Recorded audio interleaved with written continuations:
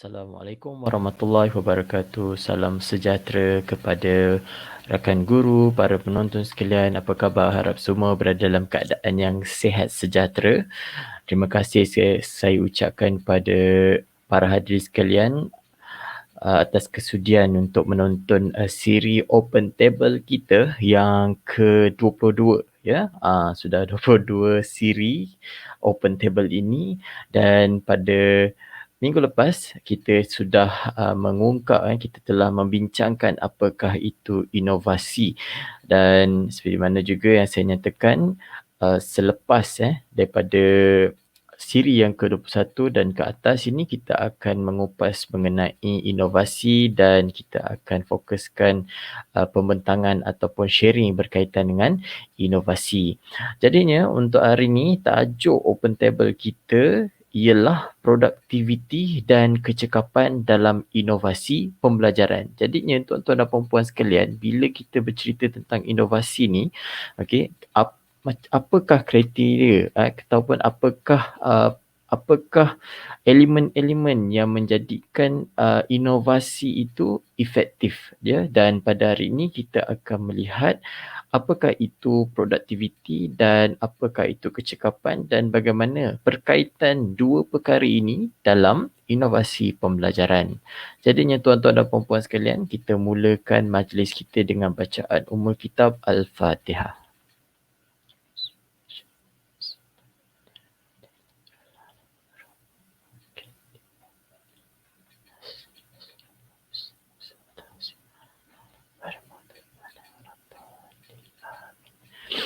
Baik, amin ya rabbal alamin. Baik, ini adalah tajuk kita pada minggu ini, ya, produktiviti dan kecekapan pembelajaran dalam inovasi. Jadinya kita imbas dahulu, okey, apakah yang dimaksudkan dengan inovasi? Baik, inovasi merupakan suatu perkara yang baru, perkara yang baru seperti kaedah, sistem, adat dan lain-lain. Ini adalah daripada DBP, Dewan Bahasa dan Pustaka, istilah daripada DBP. Dan seterusnya kita lihat dari aspek pendidikan, okey, ia merupakan pengenalan kepada perkara ataupun kaedah yang terbaru daripada Brewer dan Tierney 2012, dan bagaimana yang dinyatakan oleh Brewer dan Tierney ni dikupaskan lagi oleh Evans pada tahun 1970, yang di mana inovasi ni berlaku dengan adanya idea ataupun item yang baharu kepada individu ataupun kumpulan murid. Seterusnya dia mempunyai impak daripada inovasi yang kita terapkan kepada anak murid kita, ya. Ada dua perkara, idea baru, idea ataupun item yang baharu untuk kumpulan murid, dan kita akan lihat impak dia apabila kita menggunakan inovasi tersebut. Dan kita tengok lagi apakah bentuk-bentuk inovasi. Sebagaimana yang kita tahu, inovasi ni kalau kita biasa dengar ataupun kita biasa kalau kita biasa tengok dalam banyak pertandingan, ya, inovasi ni normally dia akan dalam bentuk bahan yang maujud. Bahan maujud ni benda yang nyata lah, benda yang memang ada depan mata, boleh dipegang, boleh dilihat. Okey, itu adalah benda maujud. Okey, tapi sebenarnya inovasi ni bukan sekadar itu saja. Okey. Inovasi ni bukan sekadar benda yang dinyatakan sebentar tadi. Tidak. Sebenarnya dia besar. Dia banyak bentuk-bentuk dia. Cuma kita kena explore. Dan bagaimana penerimaan. Okay? Bagaimana penerimaan individu berkenaan dengan inovasi itu. Okay? Sebab kadang-kadang inovasi ni, ada orang tanya, boleh ke inovasi ni dalam bentuk yang macam ni? Okay? Sebenarnya boleh. Okay, ada juga yang tanya, mana inovasi kau, tak nampak pun inovasi kau, just sehelai banner saja. Okay, sehelai banner saja. Okay, mana inovasi yang kau nak tunjukkan tu? Sebab kenapa? Sebab tak nampak depan mata. Jadinya sebenarnya bentuk-bentuk inovasi ni banyak. Okay, banyak sebenarnya. Cuma kita boleh kupas ataupun kita dapat exposekan ataupun kita masih mencari lagi, ya. Jadinya kita lihat dahulu apakah bentuk-bentuk inovasi di sini. Okey, ini sebenarnya yang kita ambil ni daripada rujukan, ada rujukan bacaan berkenaan dengan inovasi pendidikan. So jadinya apakah bentuk-bentuk inovasi? Ada 6 perkara. Yang pertama adalah teori pedagogi baru. Okey, lepas tu pendekatan ataupun kaedah. Seterusnya teknik pengajaran, peralatan instruksional, maksudnya instructional tools, lepas tu proses pembelajaran ataupun struktur institusi. Okey, normally kita akan lihat kepada peralatan instruksional. Means kat sini kita ada bahan maujud untuk membantu sesi pelajaran kita ataupun kita barang tersebut merupakan bahan ataupun tools untuk intervention terhadap masalah yang kita hadapi. Tapi sebenarnya banyak, okey? Sebenarnya banyak. Okey, seperti saya sendiri, saya memang orang kalau saya ceritakan tentang inovasi saya, memang orang akan pening lah. Kenapa? Tak nampak pun, tak ada pun yang besar-besar ataupun sesimpel yang mungkin kan. Tak ada. Tetapi hanya kita menceritakan ataupun kita membuat inovasi berkaitan tentang kaedah, pendekatan, kaedah ataupun teknik yang baru. Contoh macam saya buat blended learning. Blended learning dalam bahasa Melayu. Macam mana kita nak implement? Apakah susunan-susunan dia? Lepas tu apakah tools-tools dia? Dan senang cerita, walaupun dia adalah satu idea. Dia adalah satu idea baru. Bagaimana kita nak mengimplementkan barang sedia ada tersebut dalam satu sesi pembelajaran kita. Ada yang buat tools, tak ada masalah. Sebenarnya apa-apa bentuk inovasi sekalipun, apa-apa sahaja bentuk inovasi yang ada depan mata kita, kita kena raikan bersama. Cuma macam mana kita memahami, bagaimana kita memandang bentuk-bentuk inovasi ini. Khususnya dalam ni lah, pasti kalau inovasi ni kita dah fikir pasal pertandingan lah. Jadinya bila kita dah cerita pasal bentuk-bentuk inovasi ni, so kita nak sentuh berkenaan perkara utama kita pada petang ini, iaitu efisiensi, iaitu kecekapan, dan juga productivity. Dua benda ini merupakan perkara utama dalam inovasi pendidikan. Jadinya tuan-tuan dan puan-puan sekalian, kita lihat apakah itu efisiensi. Efisiensi ni dalam bahasa Melayu ia merujuk kepada kalau kita translatekan ia merupakan kecekapan. Baik, kalau kita lihat kecekapan ni dia melihat dari aspek apa? Kalau kecekapan ni dia melihat dari aspek bagaimana kita spend duit kita, dana kita. Lepas tu bagaimana kita spend masa kita. Lepas tu bagaimana sumber kita. Bagaimana sumber kita itu. Jadinya daripada ketiga-tiga perkara ini, kita akan melihat impak dia. Bagaimana impak itu berlaku. Jadinya kat sini, kalau kita lihat, kalau efisiensi ni, mesti kita akan terfikir dalam pemikiran kita, efisiensi ni mesti, adakah ia perlu masa yang panjang? Mestikah kita perlu melabur wang yang banyak? Adakah kita kena proses itu lama? Ataupun kita lihat pada inovasi kita, adakah inovasi kita itu dapat menyelesaikan masalah kita tu dalam jangka masa yang singkat? Ataupun nak kata singkat, tidak bolehlah, kita kata estimated time. Maksudnya kita ada jangka masa kita, mungkin kita pakai inovasi ini dalam masa sebulan dia boleh menguasai subjek itu. Adakah itu boleh berlaku? Jadinya kat sini apabila kita dah tahu efisiensi ni dia melibatkan kepada perkara-perkara ini, jadinya macam mana kita nak tahu inovasi kita itu merupakan inovasi yang efisien. Baik, kalau kita lihat kat sini, efisien ni bukan kalau kita lihat daripada reading yang dibuat, efisiensi ni bukan bermaksud dia adalah suatu yang lebih baik. Bukanlah satu, dia tak fokuskan pada satu lebih baik, tapi kalau lebih baik itu adalah satu bonus lah. Tapi yang penting sekarang ni, yang kita nak lihat adalah same result. Maksudnya kita dapat result yang sama, tetapi kita dapat kurangkan masa kita. Dan juga kita dapat kurangkan expenses kita.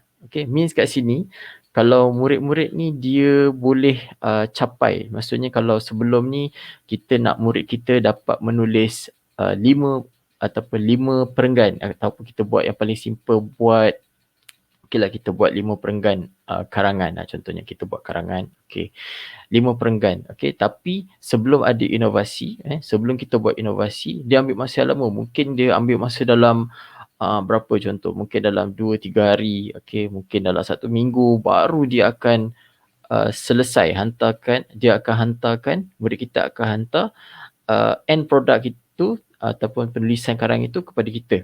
Okey, ambil masa yang panjang. Okey, mungkin juga ada juga melibatkan expenses yang lain lah. Dan kena ingat expenses ni bukan sekadar wang saja tapi effort.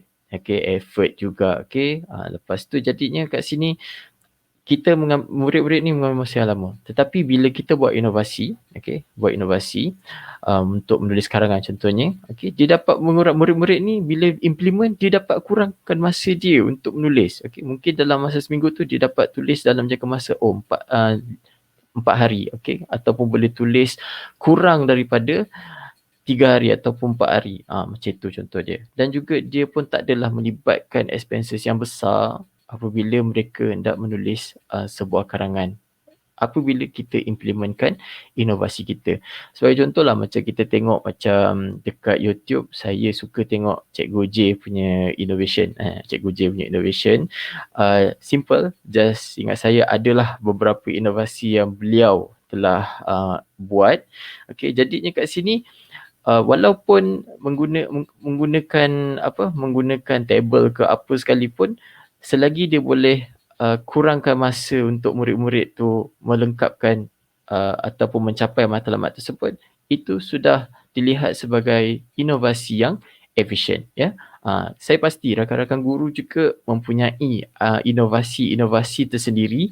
Jadinya kat sini yang penting bila kita implement inovasi itu pada murid kita, dia dapat singkatkan masa, dia dapat mengurangkan banyak perkara dan kita dapat end result kita kepada kita.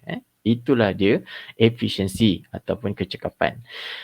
Seterusnya tuan-tuan dan puan-puan, kita dah tengok apakah itu efisiensi, kita lihat pula kepada productivity. Kalau productivity ni mesti kita dalam kepala, produk.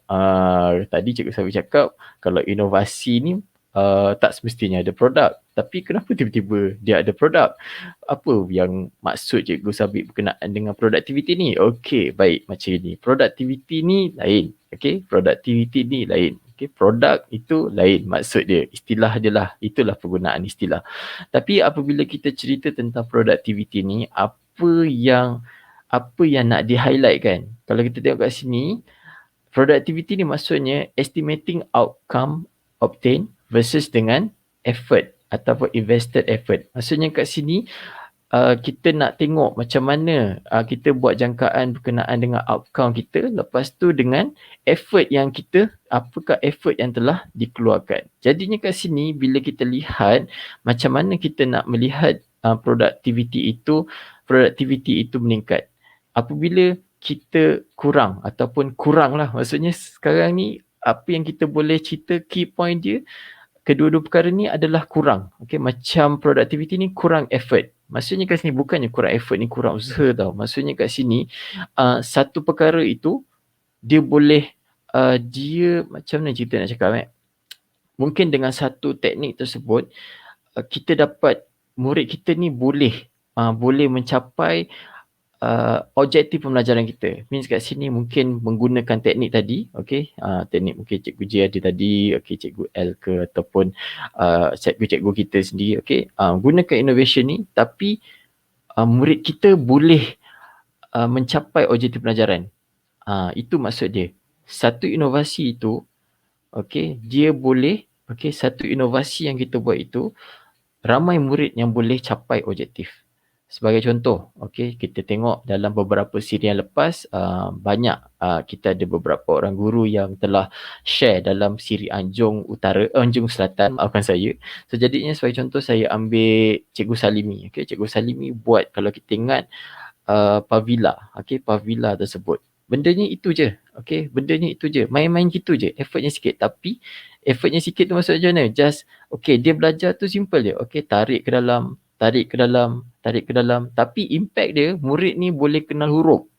Nampak tak kat situ? Bukan seorang tapi sebenarnya boleh digunakan kepada murid-murid yang pemulihan, boleh guna pada murid tahun 1, boleh juga guna pada murid pada prasekolah. Maksudnya kat sini itulah maksud dia. Dengan satu inovasi itu, dia boleh beri impact kepada bilangan ataupun berapa ramai murid yang boleh menguasai kemahiran yang kita highlightkan itu. Jadinya itu dia tuan-tuan dan puan-puan. Itulah maksud productivity dan juga efficiency. Okey, kita review balik. Efficiency ni maksud dia apa?